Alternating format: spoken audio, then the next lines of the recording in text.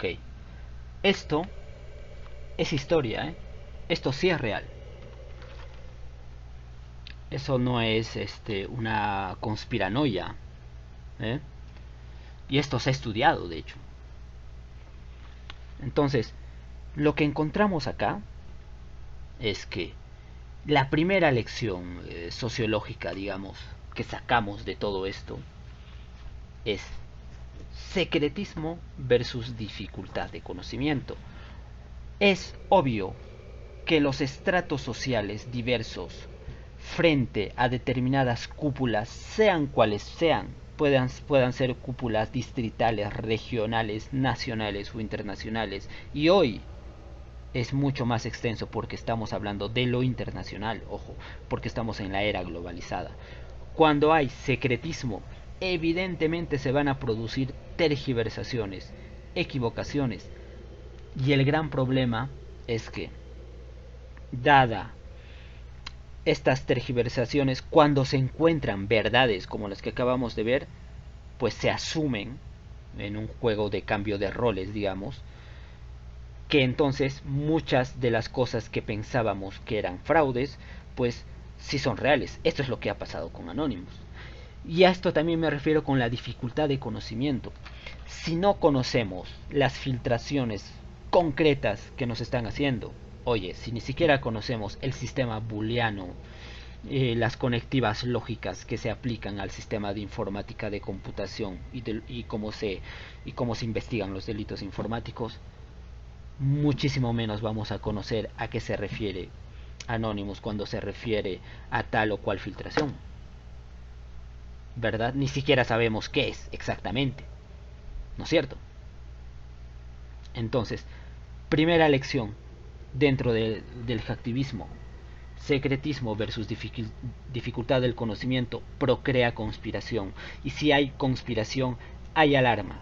Por supuesto también hay fascinación, pero también hay alarma. Hay un estado de miedo permanente que sociológicamente puede tender a una especie de anomia o control social masivo. El control social masivo, ese control que lo hemos escuchado en algunas teorías de la conspiración a propósito de la pandemia y a propósito de, por ejemplo, el MK Ultra o el Área 51, etcétera, etcétera, existe como término sociológico. Es una variable por la cual cualquier sociedad necesita de normas, de un derecho consuetudinario o de un derecho positivo, de un conjunto de valores éticos que parten necesariamente de una cosmovisión. Y esto no significa que todos tengamos que estar conformes, pero sí que todos nacemos bajo esto, porque sin ello no sobrevivimos, porque como Homo sapiens asumimos nuevas necesidades. Tenemos obviamente un conjunto, aquí vemos algunos ciberataques y algunos cibercrímenes, ¿no? Tenemos el caso del malware, del virus, del troyano, etcétera, etcétera. Uno que pasa mucho en Perú, no es un dato para pasar, es el ransomware, por ejemplo. ¿Qué es? Es un programa dañino, y fíjense cómo estamos haciendo la diferencia entre lo informático computacional dañino, que restringe el acceso a determinados archivos o partes de un sistema infectado. Esto pasa mucho en las empresas. Otra cosa que pasa mucho es el phishing, la suplantación de identidad y la clonación de páginas. Ustedes no sé si escucharon la noticia aquí en Perú de que hubo un conjunto de delincuentes que clonaron algunas páginas del ministerio, que es el encargado de informar sobre los bonos y en donde tú vas a poner tu DNI y vas a ver si eres beneficiario o no. Clonaron las páginas y lo que pasó fue que un montón de gente pues les dio los datos que necesitaban, ¿no? Y al final ellos cobraron los bonos en vez de que cobraron los que deberían ser beneficiados. Esto nos habla evidentemente de un grave problema de protección, ¿sí? De protección. Faltan, ¿saben qué? En el Perú yo sé que siempre dicen que faltan ingenieros y es completamente cierto, pero también faltan ingenieros de sistemas, faltan informáticos y ¿saben qué? Faltan criminólogos, asesores en sociología criminal que estén al lado del Ministerio Público, que no solamente ayuden, por un lado, a desarrollar este tipo de páginas y este tipo de ciberseguridad, sino que puedan ver las tipologías de los criminales que hay acá, porque por ejemplo no es lo mismo un hacker a exactamente un cracker, y en este momento vamos a ver esas diferencias. Yo quiero hacer hincapié en esto antes, ¿ok? Cuando hablamos de criminología y de sociología criminal, hablamos de diferentes tipos de conducta, y seguramente que ustedes se van a ver reflejados en algunas de estas cosas. Una conducta social es la conducta natural, digamos, dentro de una sociedad. Es la que cumple con todas las normas de convivencia y obviamente por lo tanto con las normas éticas y las jurídicas. Una conducta asocial, les pido que no piensen en términos coloquiales, en términos vulgares, sino piensen un poquito que aquí los términos son llamados definiciones operacionales en sociología, cambian, es como cuando, no sé, en física o en derecho, un término, por ejemplo, el acoso tiene determinados parámetros e indicadores que nos indican que eso es propiamente acoso y que esto no, más o menos así.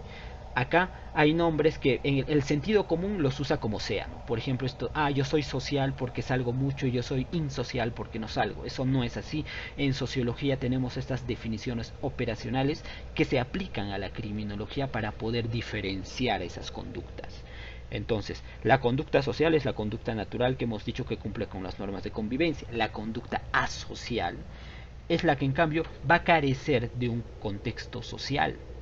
¿Ok? Por lo tanto, no cumple esas normas, pero es que tampoco está en contra de esas normas de convivencia, porque todos pasamos por un proceso de socialización por el cual aprendemos la cultura desde nuestros padres. Y ojo, como hemos dicho en las variables constantes, la forma y en los satisfactores y necesidades, la forma es la misma, el contenido puede cambiar. Tú puedes hablarme de una familia nuclear, tú puedes hablarme de una familia larga, tú puedes hablarme de un internado, tú puedes hablarme de una comuna, háblame de lo que sea. El hecho es de que existe un grupo socializante primario que socializa a los individuos una vez que nacen. ¿Sí? No estoy diciendo que al no tener padre, al no tener madre o al tener una familia entre comillas disfuncional te vas al diablo. No, porque casi todos, muy en especial desde los años 50, muy en especial estas últimas generaciones, tienen graves disfunciones familiares y sin embargo no todos son asesinos en serie, ¿o sí? Pues no.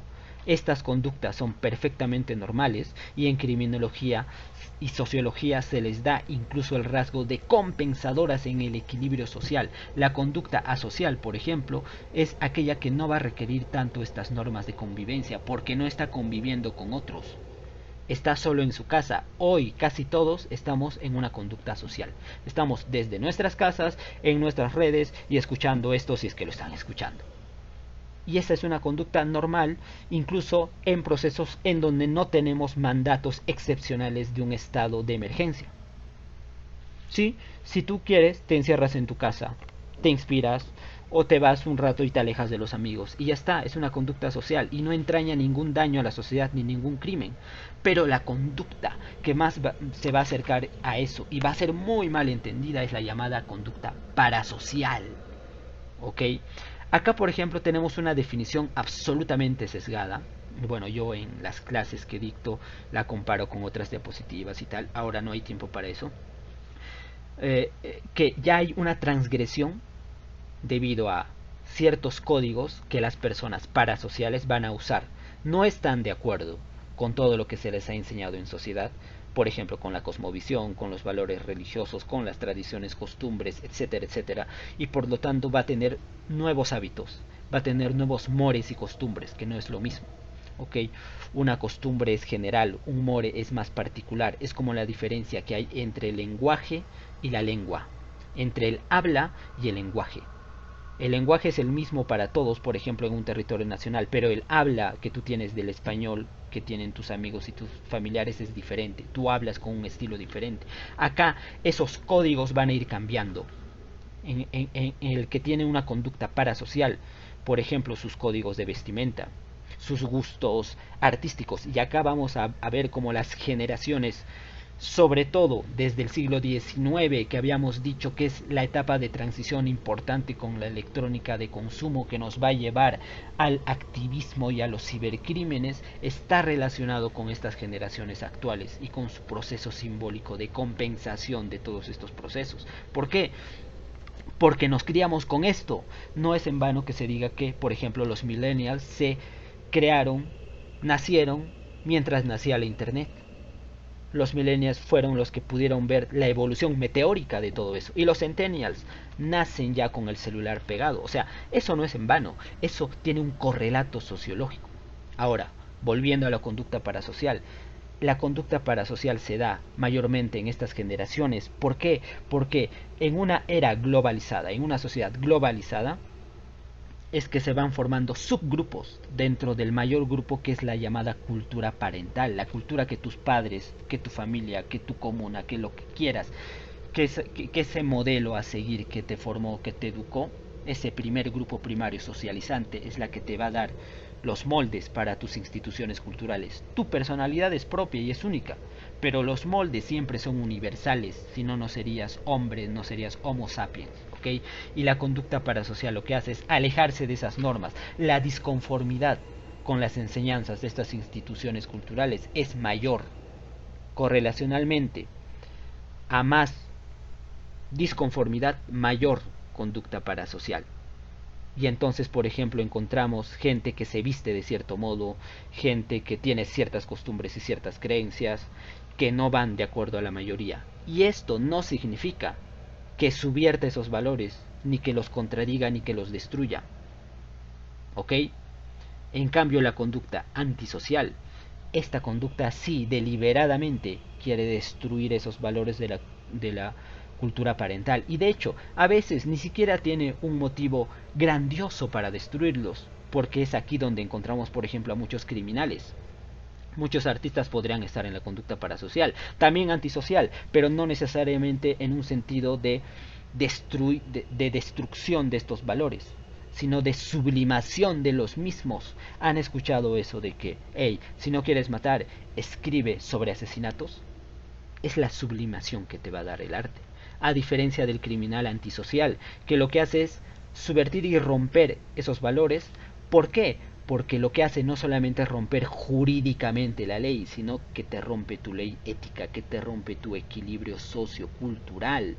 ¿Por qué creen que un solo asesino en serie, en determinado pueblo, puede dejar una marca indeleble, no solamente en la víctima, no solamente en los familiares de esa víctima, sino en la población entera?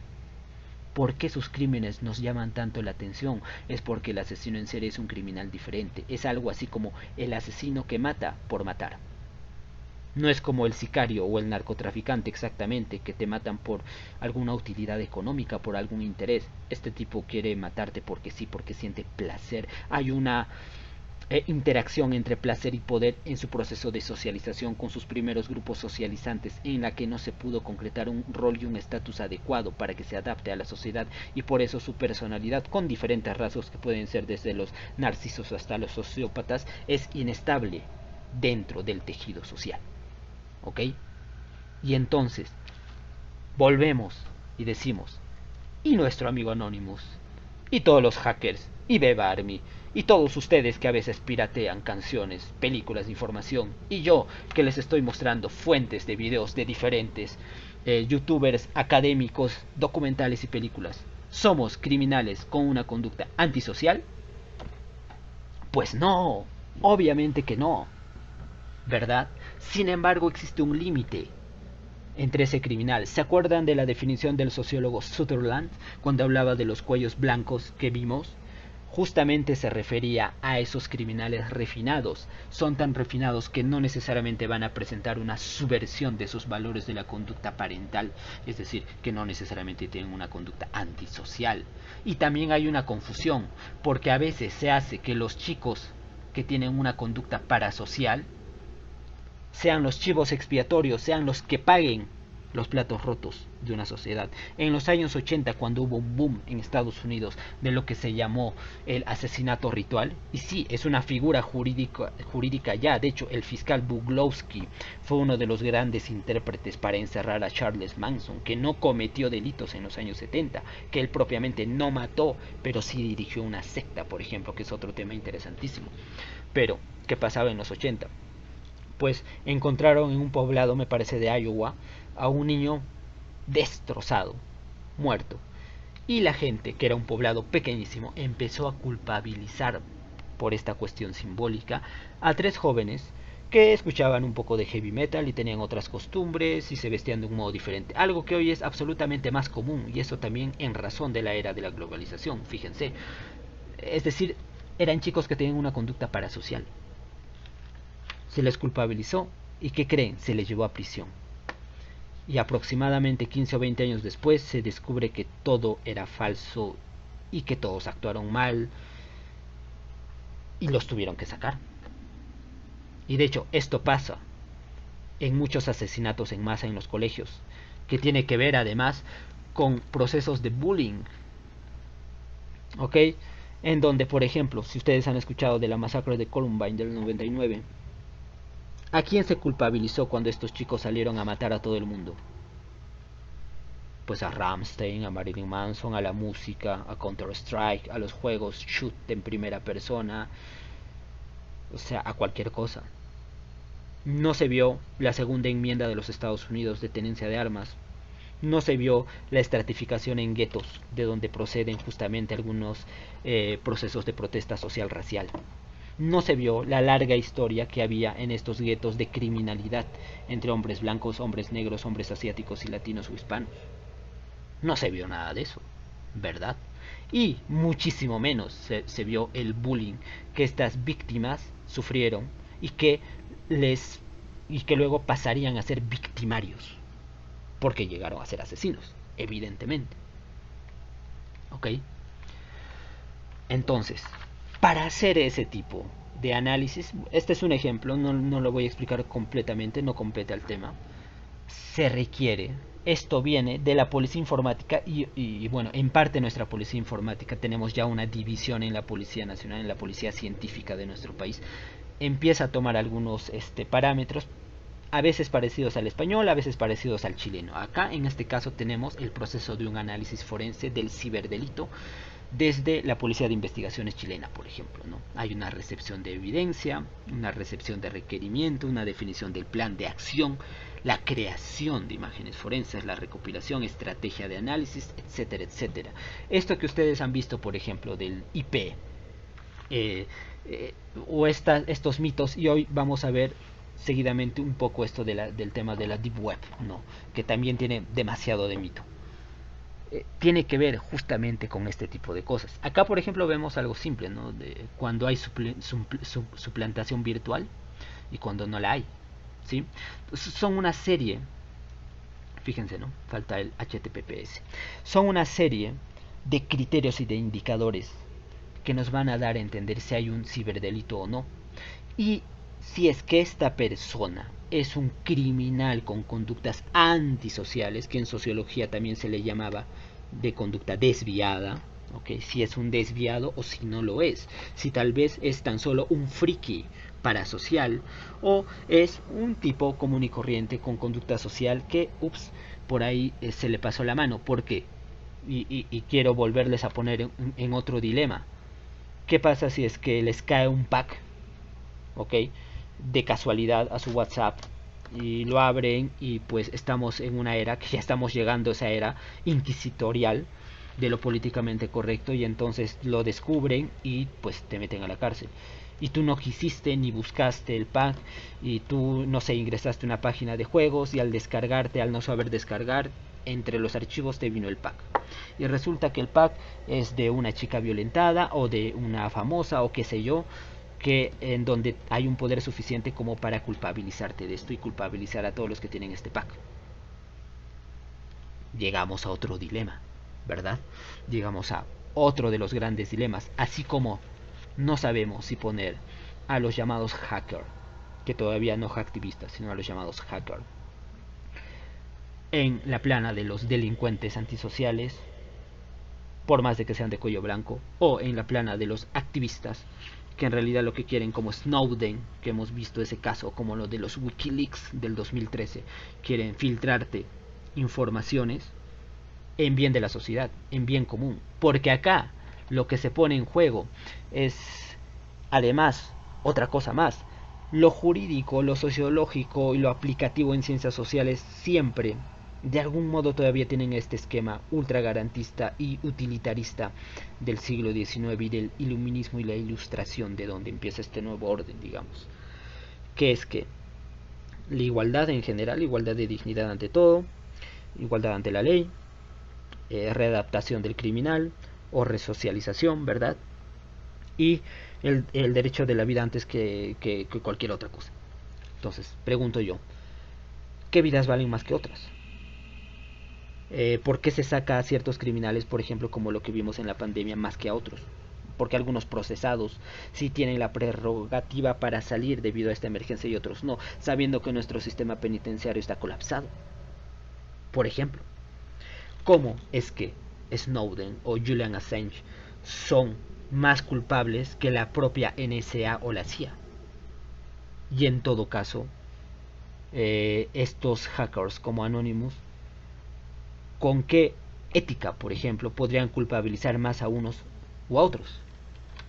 ¿No? Y eso es lo que vamos a ver ahora. Miren, aquí vamos a entender algo mucho más rápido. ¿Sí? Se habla de una evolución del cibercrimen y por lo tanto de la aparición de Anonymous y del hacktivismo, y en este cuadro muy bonito que es gratis y que en realidad te lo explican con cierta ironía, ¿no? Porque ponen la época romántica, la Edad Media, el fraude, el e-crime, etcétera, etcétera, ¿no?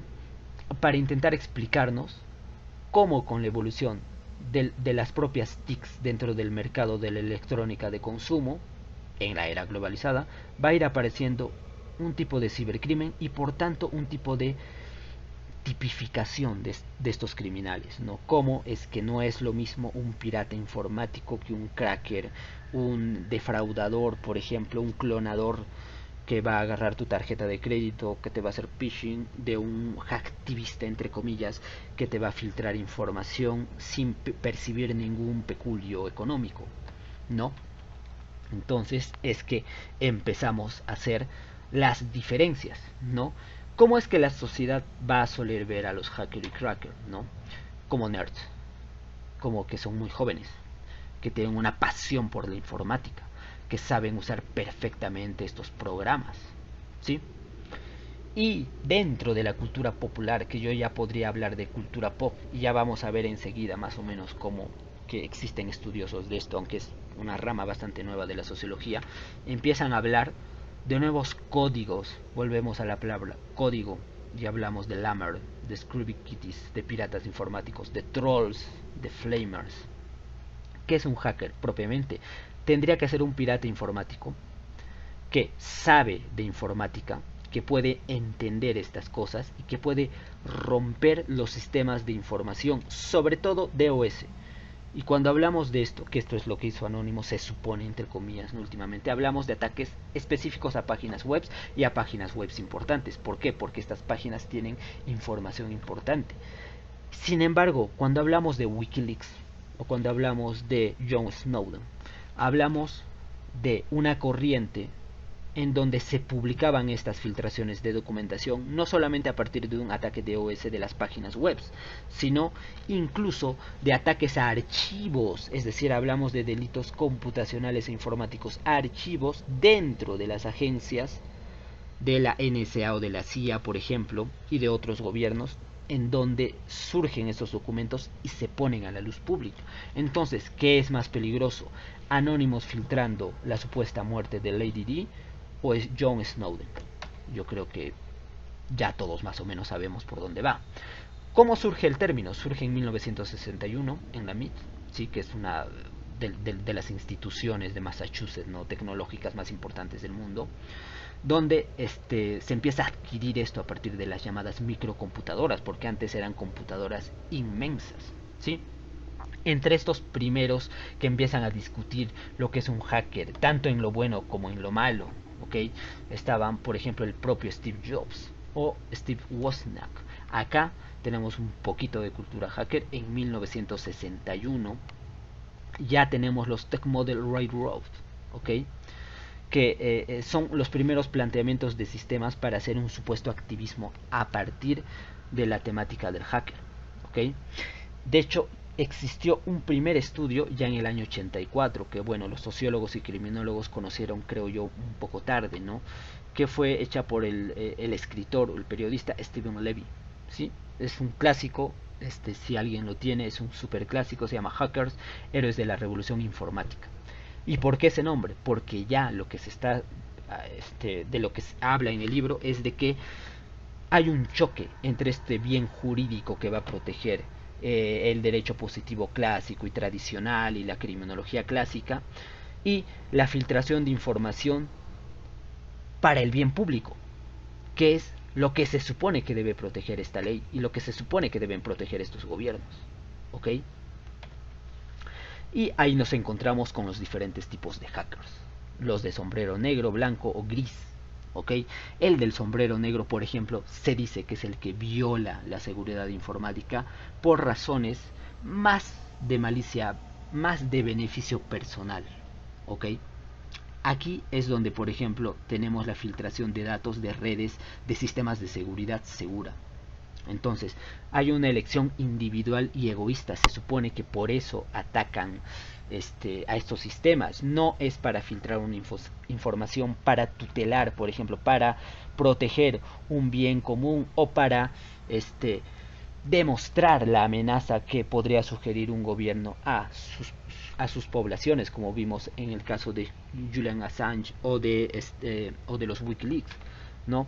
El del sombrero blanco sería en cambio, y el propio Eric Raymond, que es otro investigador, ¿no?, de este tipo de temáticas, ya habla de esa ética que tienen los White Hats, en donde, por ejemplo, el supuesto Anonymous actual, y digo supuesto porque efectivamente no se sabe si es él o no es él, porque no es un él, es una entidad virtual nada más, lo hacen para justamente hablar de estos bienes públicos. Es cuando se pone en debate lo que es un bien público, lo que es el derecho a la intimidad, lo que son los sistemas de espionaje y de seguridad. Porque ¿qué pasa si tampoco existen esos sistemas de seguridad?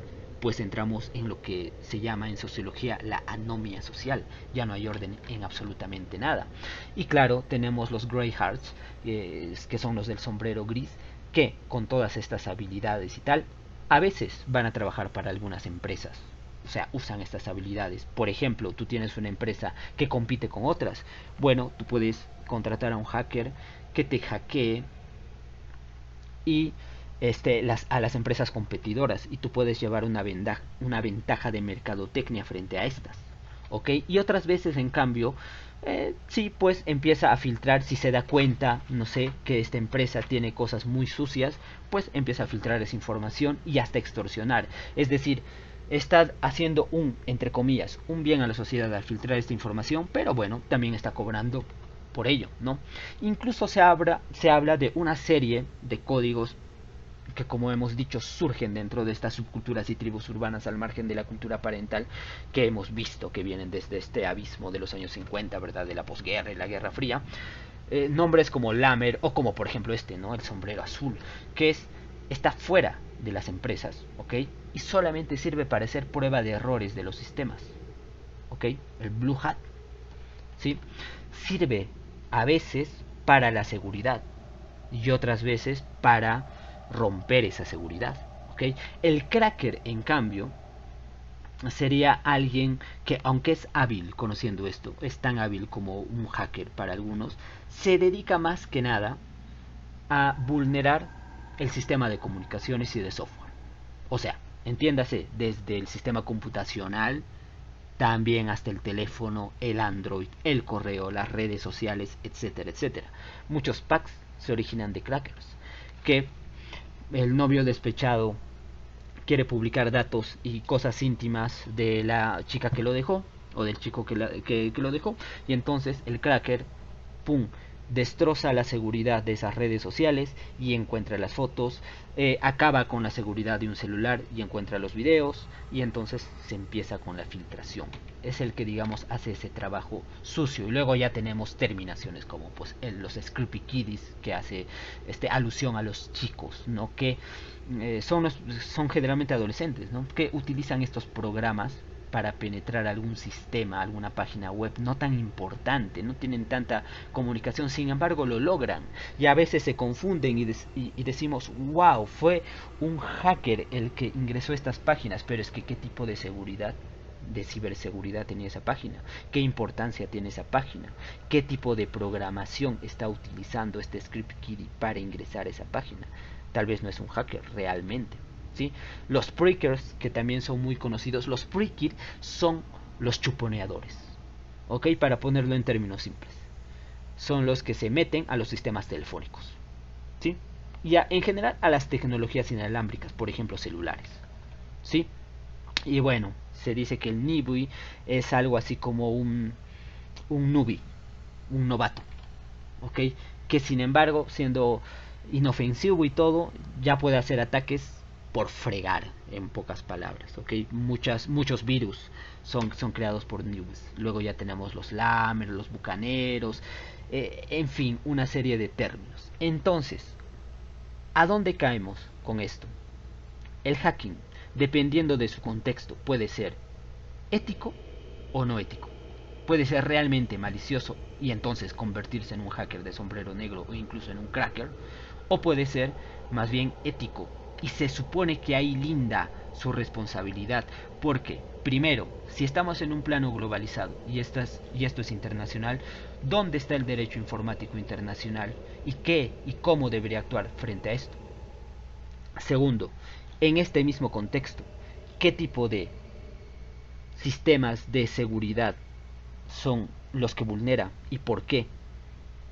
¿A, a qué directriz se sigue? Porque bien puede ser que filtre algo que sirva a la comunidad, pero que él tenga una dirección ideológica, y eso es lo que aparentemente ha pasado con Anonymous. Vamos a ver, no sé si hay tiempo, yo creo que vamos a ver de frente esto más bien. Para entrar al tema de Anonymous, vamos ya a entrar a nuestro tercer tema, ¿sí? Al tema de la teoría de la conspiración, ¿ok?